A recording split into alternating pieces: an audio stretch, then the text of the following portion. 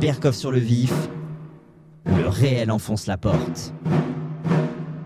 Bonjour à tous.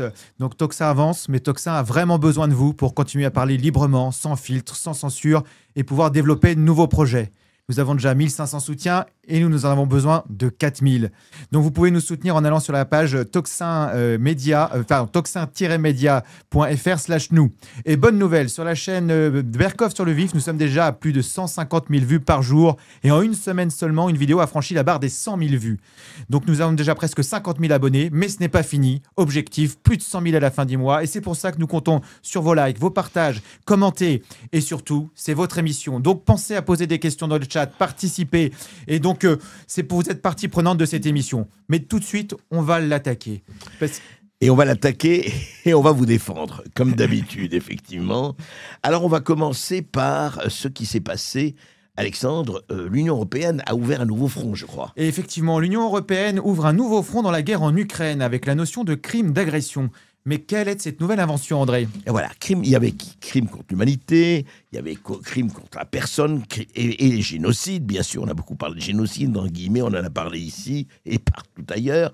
Et bien voilà, l'Union européenne a lancé, financé à hauteur de 10 millions d'euros, la mise en place d'un tribunal international spécial pour juger le crime d'agression russe contre l'Ukraine. Un nouveau tribunal spécial international destiné à qui ? À poursuivre Vladimir Poutine et son entourage avec le soutien du Conseil de l'Europe.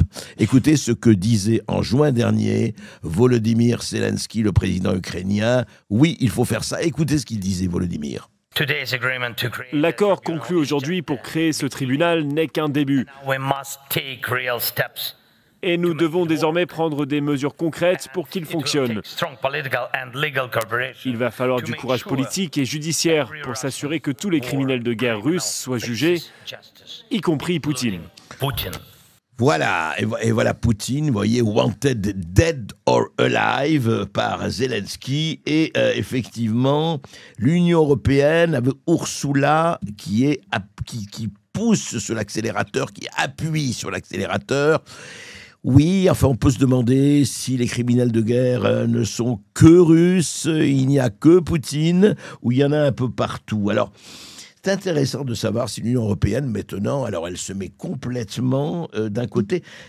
Qu'est-ce qui se passe avec l'Europe ? Est-ce que l'Europe n'était pas destinée à essayer justement d'arranger la chose, d'arrêter la chose, d'essayer entre les USA et la Russie, d'essayer de jouer la puissance peut-être médiatrice, je ne dirais pas neutre, mais médiatrice, pas du tout, pas du tout. On continue, voilà.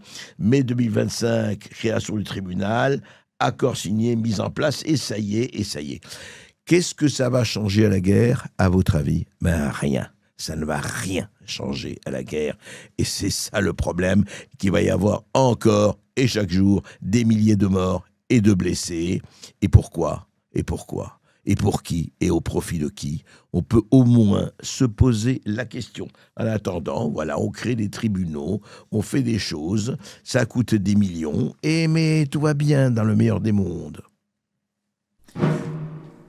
Berkoff sur le vif, le réel enfonce la porte. Et on revient en France. Depuis 5 ans, une association réclame la transparence sur les notes de frais d'Anne Hidalgo.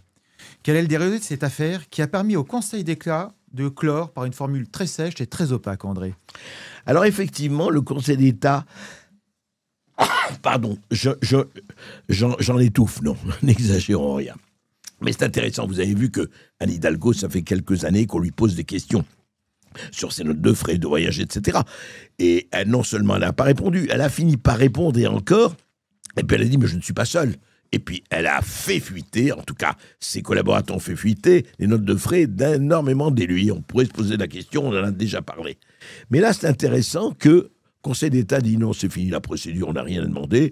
Aucun de ces moyens, voilà, n'est de nature à permettre l'admission du pourvoi.